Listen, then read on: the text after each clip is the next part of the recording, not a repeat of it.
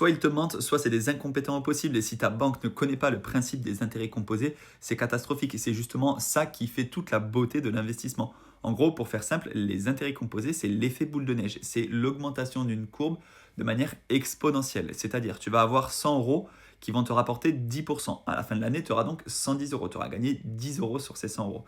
Mais si l'année suivante, tu refais 10%, ce qui est à peu près la croissance du S&P 500, eh bien, tu ne fais pas 10% sur 100 euros, tu fais 10% sur 110. Donc à la fin, tu prends 11 euros.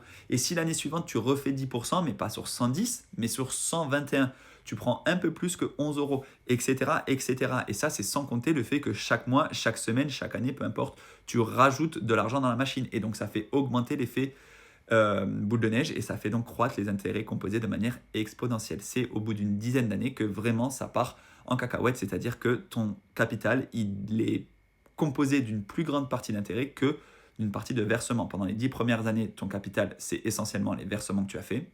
Et au bout d'un moment, ton capital, c'est essentiellement les intérêts qui en découlent de tes versements. Et donc ça, vraiment, c'est extrêmement magique. Et ça, tu peux le faire marcher avec tout type d'investissement, que ce soit les cryptos, que ce soit la bourse, que ce soit les ETF, etc. En fait, si tu fais par exemple 10% sur tes ETF chaque année, eh bien, petit à petit, mécaniquement, ça va augmenter de plus en plus rapidement. Et donc, il faut absolument que tu commences à investir le plus tôt possible. Et c'est d'ailleurs ça qui compte le plus.